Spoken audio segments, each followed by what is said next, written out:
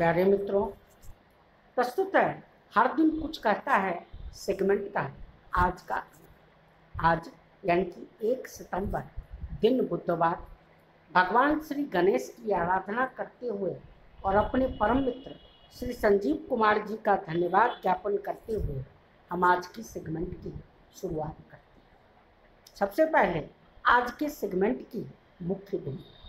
आज के इस अंक में हम लोग देखेंगे आज का सुविचार, 5 इंग्लिश वर्ड्स। आज ही के दिन भारतीय जीवन बीमा निगम की स्थापना हुई थी और जी हाँ, आज ही के दिन प्रसिद्ध उपन्यास the old man and the sea का प्रथम प्रकाशन हुआ था। आइए मैं एक बार पुनः रिपीट कर दूं आज के सेगमेंट की झलकियों के बारे में। आज के इस अंक में हम लोग देखेंगे आज का सुविचार, 5 इंग्लिश वर्ड्स। आज ही के दिन भारतीय जीवन बीमा निगम की स्थापना हुई थी और आज ही के दिन प्रसिद्ध उपन्यास the old man and the sea का प्रथम प्रकाशन हुआ था। आइए विस्तार पूर्वक समझते हैं। सबसे पहले आज का सुविचार।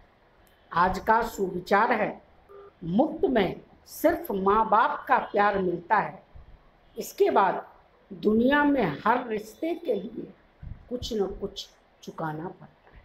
जी हाँ, मुफ्त में सिर्फ माँ बाप का प्यार मिलता है, इसके बाद दुनिया में हर रिश्ते के लिए कुछ न कुछ चुकाना पड़ता है।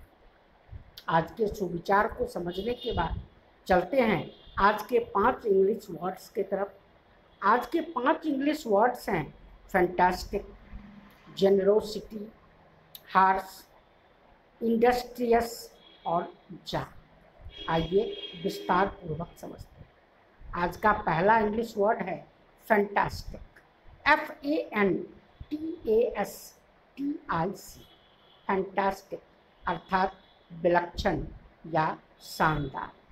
सेंटेंस के थ्रू समझते हैं, Rahul is a fantastic student. आज का दूसरा इंग्लिश वर्ड है जेनरोसिटी, GENEROSITY।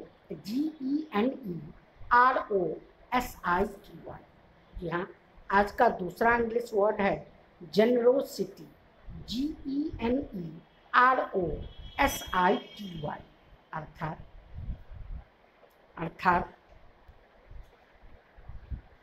अर्थात लीनियंसी।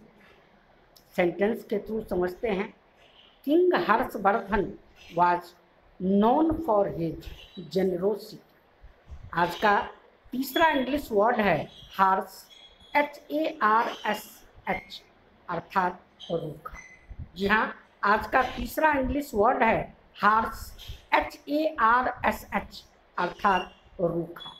सेंटेंस के थ्रू समझते हैं, Ramesh behaviour towards his friend is very harsh. आज का चौथा इंग्लिश वर्ड है इंडस्ट्रियस, INDUSTRIOUS। जी हाँ, आज का चौथा इंग्लिश वर्ड है इंडस्ट्रियस, INDUSTRIOUS अर्थात डिलीजेंट। सेंटेंस के थ्रू समझते हैं, Sohan is a very industrious student. आज का पांचवा इंग्लिश वर्ड्स है जॉब, JAW जॉब अर्थात जबड़ा।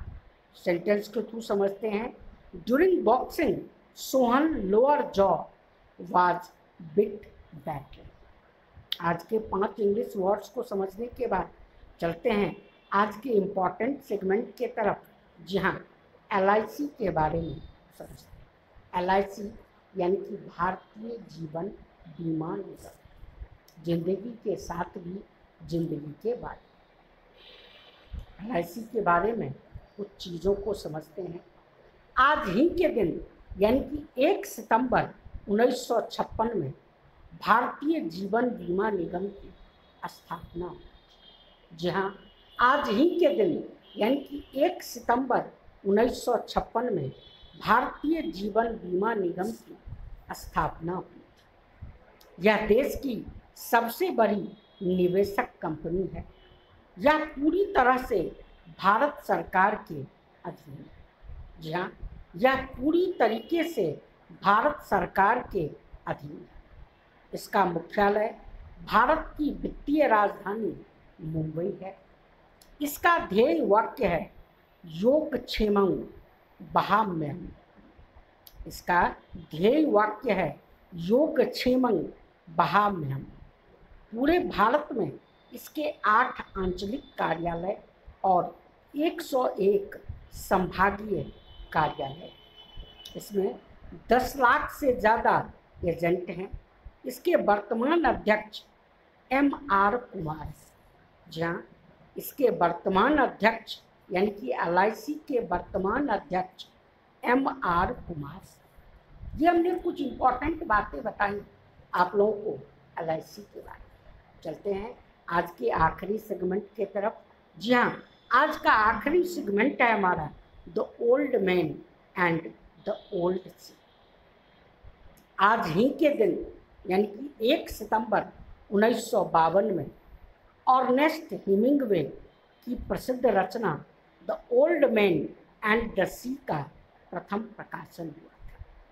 इस अमर कृति के लिए हेमिंग्वे को सन 1953 में पुलित्जर पुरस्कार और 1954 में साहित्य का नोबेल पुरस्कार प्राप्त हुआ था। यह मानव के कभी हार न मानने की प्रवृत्ति को रेखांकित करने वाला प्रेरणादायक उपन्यास है। जहाँ यह मानव के कभी न हार मानने की प्रवृत्ति को रेखांकित करने वाला प्रेरणादायक उपन्यास है। इसका नायक सेंटियागो एक वृद्ध व्यक्ति है और एक अनुभवी मछुआरा है। इसे बहुत ही दुर्भाग्यशाली समझा चाहता है। लगभग 84 दिनों तक एक भी मछली पकड़े बिना घर लौट आता है।